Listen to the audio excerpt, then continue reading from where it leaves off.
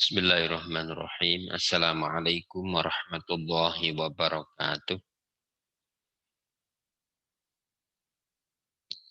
Alhamdulillahirabbil alamin. Alhamdulillahilladzi hadana li hadza wa ma kunna linahtadiya laula an hadanallah.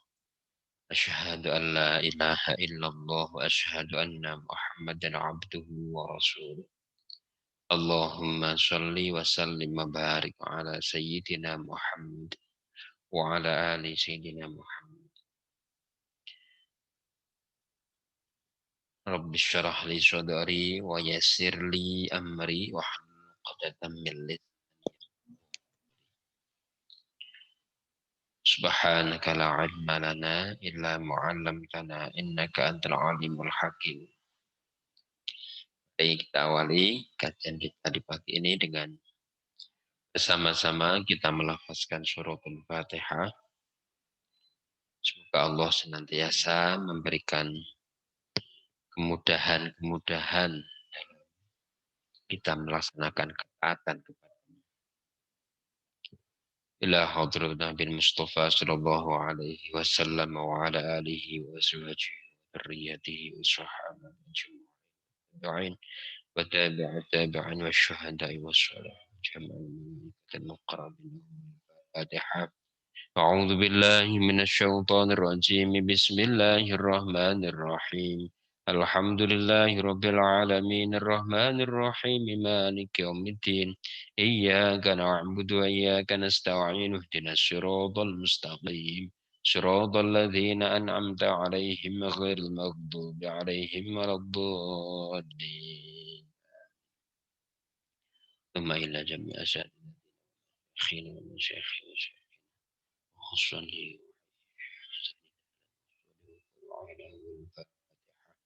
أعوذ بالله من الشيطان الرجيم بسم الله الرحمن الرحيم الحمد لله رب العالمين الرحمن الرحيم مالك يوم الدين إياك نعبد وإياك نستعين اهدنا الصراط المستقيم صراط الذين أنعمت عليهم غير المغضوب عليهم ولا الضالين. أعوذ بالله من الشيطان الرجيم بسم الله الرحمن الرحيم. Pagi ini kita akan teruskan masuk ke surah Al-Kautsar. Surah Al-Kautsar.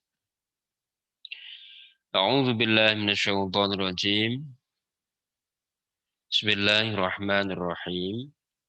Inna a'tainakal kautsar fasholli li rabbika wanhar. Inna syani'aka huwal abtar.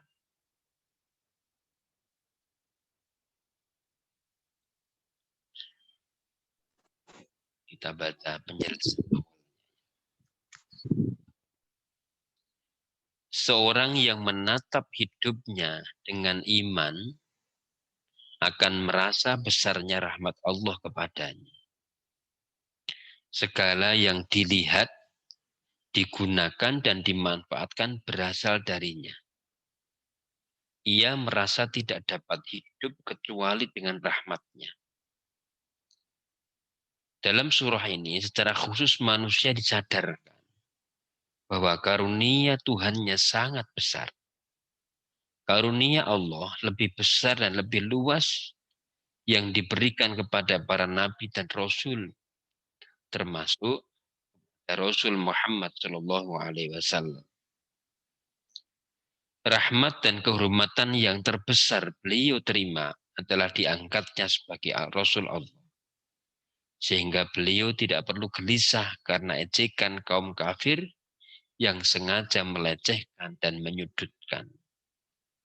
Untuk dapat mempertahankan meningkatkan rahmat Allah, sholat adalah cara yang terbaik. Demikian pula menumbuhkan solidaritas sosial, baik dengan menyembelih hewan kurban atau lainnya. Setan dan orang kafir akan selalu berusaha menghambat pelaksanaan agama dengan berbagai jalan. Ini pengantar dari surah Al-Kautsar. Inna a'tainakal kautsar. Sungguh telah kami karuniakan kepadamu kenikmatan yang berlimpah. yang bisa merasakan begini, kalau kita tadi mengikuti penjelasan Prof. itu, yang bisa merasakan begini ini orang yang beriman. Yang bisa merasakan bahwa kita ini sudah diberikan nikmat yang banyak itu orang yang beriman. Karena saya pernah mengatakan mungkin di sini juga bahwa Allah itu sebenarnya tidak pernah berhenti memberikan rahmatnya kepada hambanya. Tapi hambanya itu yang dia tidak peka terhadap rahmat yang sudah dia terima. Jadi sebenarnya tidak pernah berhenti. Nikmatan itu diberikan. Tetapi ada kalanya kita bisa merasakannya, ada kalanya kita tidak bisa merasakannya. Atau bahkan mungkin lebih sering kita tidak bisa merasakan itu Allah. Maka dulu pernah saya sampaikan sebuah hadis ya. Innallaha la yardha. Sungguh sangat ridho kepada orang yang setiap sesuap makanannya itu kemudian dia mengucapkan alhamdulillah. Jadi suap makan saja itu sudah cukup, kalau bahasanya Gus Bah, itu sudah cukup menjadikan seorang menjadi wali. Suapan-suapan makanan yang kita makan itu kalau kita hayati sebagai bagian dari rahmatnya Allah, kita merasa alhamdulillah satu suap, alhamdulillah. Itu Allah sangat rindu. Nah, orang yang diridhoi Allah itu wali. Kita katakan Gus Bah mengatakan dengan makanan yang kita makan dan kemudian setiap suap itu kita merasakan adanya rahmat Allah di situ, itu sudah cukup mengantarkan kita menjadi wali, orang yang diridhoi Allah. Innallaha la yardha, lanya la subuh dalam tauhid. Ya. Inna a'tayna kal kautsar. Sungguhnya kami telah memberikan kepadamu nikmat yang banyak.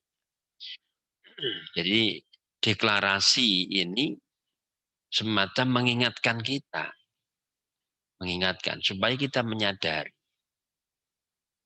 Diingatkan itu logikanya berarti ada orang yang sering tidak ingat dengan adanya rahmat Allah. Maka saya katakan sebenarnya rahmat Allah itu tidak pernah putus. Allah berikan kepada hambanya. Ada yang diberikan karena permintaannya. Ada yang diberikan bukan karena permintaannya. Dan jauh lebih banyak yang bukan karena permintaannya. Yang telah Allah berikan. Tetapi memang Allah juga menyuruh kita untuk memohon kepadanya. Jadi kita meminta kepada Allah itu bagian dari etika kita sebagai seorang hamba. Etika seorang hamba itu ya harus minta kepada mintanya, kira-kira begitu. Meskipun tanpa diminta, Allah sudah sudah ngasih. Tetapi etikanya dan itu juga menjadi bagian dari ibadah kita. Kita minta itu bagian dari ibadah. Kalau kita tidak pernah minta, malah justru kita dianggap sombong. Tetapi kadang di sisi lain kita juga disadarkan. Kadang kita malu, wong sudah terlalu banyak diberi kok minta. Gitu ya. Makanya sebenarnya juga harus bainama. Di satu sisi ketika kita menjalankan ketaatan untuk minta kepada Allah itu dalam rangka kita taat. Ya karena kita dulu ya kita minta. Tapi di sisi lain mungkin ada perasaan sebagai penghayatan besarnya rahmat Allah yang sudah diberikan itu. Rasanya malu minta lagi. Itu tidak apa-apa perasaan begitu. Tapi minta karena kita disuruh, ya kita minta. Karena itu bagian dari etika seorang. Bahkan kemampuan kita meminta, menyusun kata-kata doa, itu tidak semua orang itu bisa. Doa itu kan keluar dari kedalaman spiritual seseorang. Pilihan dia berdoa, permintaan apa yang diajukan kepada Allah, itu mewakili perasaan spiritualitas tertinggi. Maka ada orang-orang yang untuk minta kepada Allah itu dia tidak mampu, tidak tahu apa yang diminta. Itulah pentingnya kemudian di Quran itu ada doa-doa yang dituntunkan para nabi. Jadi contoh-contoh doa yang diungkap di Quran, doa nabi ini menjadi pembelajaran bahwa untuk minta kepada Allah itu ya doa-doa sebagaimana diminta para nabi tadi. Misalnya ya, Robbi anzilni mungzalan barokan. Itu kan doanya Nabi Nuh. Robbi anzilni mungzalan barokan. Wa anta khairul munzilin. Itu menginspirasi orang kemudian minta kepada Allah itu, ya Allah, tempatkan aku di tempat yang kau berkahi. Dimanapun. Tempat studi, tempat hidup, tempat bekerja, tempat nanti membina karir dan mengembangkan keilmuannya. Itu mungzalan mubarakan, menginspirasi. Kalau tidak diceritakan Quran tentang doanya Nabi Nuh itu, ya kita nggak tahu ada doa seperti itu. Ya. Artinya doa di Quran ini sebagai pembelajaran, menginspirasi kita untuk berdoa yang sama dengan penghayatan yang berbeda. Kalau Nabi Nuh ketika berdoa itu anzilni mungzalan mubarakan itu diturunkan dari dilabuhkan kapalnya itu karena dia terumbang-ambing di atas air. Tetapi kalau kita doa sekarang dengan doa itu, yang dalam imajinasi kita bukan dilabuhkan dalam air yang sesungguhnya, kan gitu. Jadi itu menjadi inspirasi kita berdoa. Doa Nabi Ibrahim. Fil akhirin. Misalnya. Jadi hampir semua Nabi itu mengajarkan doa di situ. Ada doa-doa yang direkam. Doanya Nabi Adam, Rabbana zalamna anfusana wa illam taghfir lana wa tarhamna lanakunanna minal khasirin. Jadi tidak semua orang itu mampu merangkai doa dalam permohonannya kepada Allah. Itulah kemudian di Quran itu ada doa-doa yang menginspirasi supaya kita mampu meminta kepada Allah. Termasuk kemudian ada ulama-ulama yang merangkai susunan doa yang kemudian dikenal menjadi thariqah. Thariqah kan sebenarnya rangkaian susunan doa yang diawali dengan zikir-zikir tertentu. Itu tidak apa-apa karena memang untuk membina jiwa seseorang ketika minta kepada Allah itu sudah masuk ke dalam hati. Tidak semua orang itu bisa langsung masuk. Misalnya doa itu kan mudah tuh cuma tinggal minta, tapi tidak semua orang itu mampu. Nah, karena itu pentingnya pembimbing spiritual untuk bisa minta kepada Allah. Nah, ini yang pentingnya kita menyadari. Jadi terkait dengan kita sudah diberikan kenikmatan yang banyak, tetapi di sisi lain kita juga dituntunkan untuk minta kepada Allah. Ud'uni astajib. Mintalah kepada. Jadi minta itu bagian dari kita mengerjakan perintah Allah. Tetapi menyadari kenikmatan Allah yang banyak yang sudah diberikan itu juga bagian dari perintah Allah. Jadi mintalah kepada Allah, tetapi sadarilah juga bahwa Allah juga sudah sangat memberikan banyak nikmat yang Allah berikan kepada. Nah, kira begitu. Kalau kita mencoba menyeimbangkan di satu sisi, perintah untuk sadar nikmat itu juga perintah. Tapi perintah untuk terus berdoa itu juga perintah. Itu harus kita seimbangkan. Inna a'tainakal. Respon terhadap ayat ini kalau kemarin saya ulangi lagi tentang penjelasan dari uh, Imam Ar-Razi. Ayat ini seakan menjadi jawaban dari surah sebelumnya. Yang kemarin kita katakan ada al-munasabah baina surah. Di surah sebelumnya, jadi kita emang Begini ya, jadi antara penempatan surat satu ke surat yang lain itu ada kandungan makna hikmahnya, bukan semata-mata kenapa sih suratnya terletak di sini. Enggak, tapi biasanya ada ta'aluk dan munasabah. Kenapa surah Al-Kafirun terletak di surah sehabis surah Al-Kautsar? Kenapa di surah Al-Kautsar terletak di surah setelah surah Al-Ma'un dan seterusnya? Itu nanti bisa kita cari, kita temukan hikmah. Jadi al-munasabah bainas.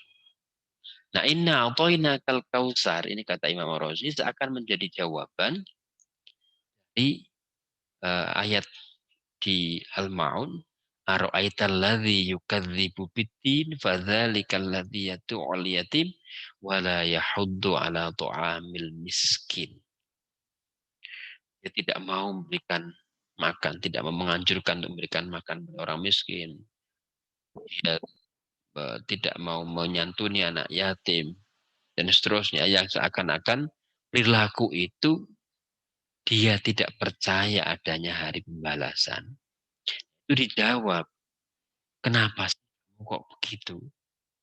Bukankah kami sudah memberikan kepadamu nikmat yang banyak? Itu kata Imam Razi begitu. Inna a'tayna kal sungguh kami telah memberikan kepadamu nikmat yang banyak. Kesan makna yang lain yang bisa kita tangkap, kenapa Allah menggunakan kata inna di situ? Inna itu kan bentuknya jamak, bukan ini. Kenapa Allah menggunakan kata inna a'toina? Bukan inni a'toi u'tika, bukan itu ya. Tapi inna a'toina.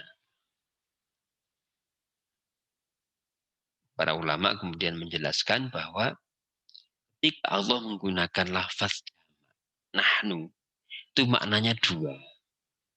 Litta'zim walil musyarakah. Untuk menunjukkan keagungan Allah di satu sisi. Kami itu pesan keagungan Allah itu begitu kuat. Yang kedua, lil musyarakah, adanya keterlibatan makhluknya. Jadi kalau inna a'tayna, sungguh kami memberikan kepadamu nikmat yang banyak, kenikmatan yang kita terima itu pasti ada keterlibatan dari makhluk Allah yang lain. Kita mendapatkan kenikmatan itu pasti ada keterlibatan orang lain yang berperan dalam kenikmatan yang kita rasakan. Itu saya selalu contohkan, kita bisa menikmati teh manis saja. Itu sudah merepotkan banyak orang. Merepotkan pembuat tehnya, merepotkan pemasak nasinya, pemasak airnya, merepotkan yang membuat ceretnya, gelasnya, sabun untuk mencucinya. Jadi satu kenikmatan yang kita tekuk saja itu sudah melibatkan banyak orang. Maka inna a'tayna kal kautsar, kami telah berikan kepadamu nikmat yang banyak itu, ya memang karena kan di situ ada keterlibatan banyak orang. Maka Allah mengatakan, Rasulullah mengatakan begini, malam yashkurin nasa, lam yashkurillah. Orang itu kalau nggak bisa bersyukur kepada orang lain, nggak bisa berterima kasih, itu hakikatnya orang nggak pernah bisa bersyukur. Sambungannya sebenarnya ada hadis kan begini, malam yashkuril qalila, lam yashkuril katsir. Wa malam yashkurin nasa, lam yashkuril. Siapa yang dia tidak berterima kasih kepada yang sedikit, maka dia tidak bisa bersyukur pada yang banyak. Jadi kalau dia tidak bisa merasakan kenikmatan yang sedikit saja yang dia terima, apalagi dia kalau nanti diberikan kenikmatan yang banyak. Ini juga mengandung makna bahwa syukur itu harus selalu dilatih dari sesuatu yang kecil. Ketika kita merasakan sesuatu yang kecil tadi, anggaplah tadi yang kecil tadinya sesuap nasi. remeh. Tetapi justru di situ ada kerinduannya Allah. Jadi kalau kita tidak pernah bisa merasakan yang kecil sebagai sebuah kenikmatan, kita tidak akan pernah bisa merasakan kenikmatan yang besar. Karena kenikmatan yang besar itu berawal dari kenikmatan kecil yang kita dianugerahi oleh Allah. Kalau logika kenikmatan itu kan ketika kita syukuri, itu akan ditambah. Maka kalau kita tidak pernah bisa mensyukuri yang sedikit-sedikit tadi, itu nggak akan ditambah kenikmatan yang lain. Atau kita meskipun ditambah, kita tidak bisa merasakan tambahan kenikmatan tadi. Jadi inna a'tayna kal kautsar, sungguh kami telah berikan kepadamu nikmat yang banyak. Di situ kesan makna yang lain adalah adanya al-musyar, keterlibatan orang lain dalam kenikmatan yang kita terima. Jadi harus kita sadari. Nabi mengatakan, malam yashkurin nasa, lam yashkurin.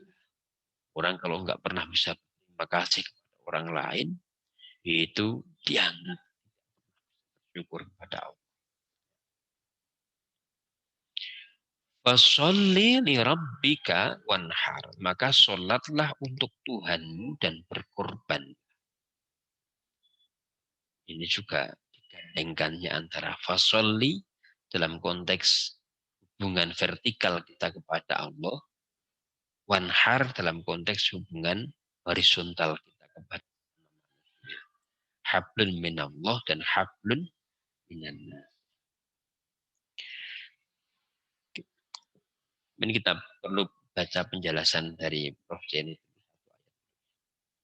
Ayat 1. Kaum kafir Mekah menyebarkan berita berdasar kepercayaan Arab jahiliyah bahwa seorang yang tidak punya keturunan laki-laki pasti terputus sejarahnya dan tidak punya masa depan. Hal ini dikaitkan dengan meninggalnya putra Rasul Shallallahu Alaihi Wasallam Ibrahim. Tentu rumor itu tidak sesuai dengan sikap Islam yang tidak membedakan anak laki-laki dan perempuan. Keduanya mempunyai nilai yang tinggi tergantung pembinaan yang dilakukan ibu bapaknya.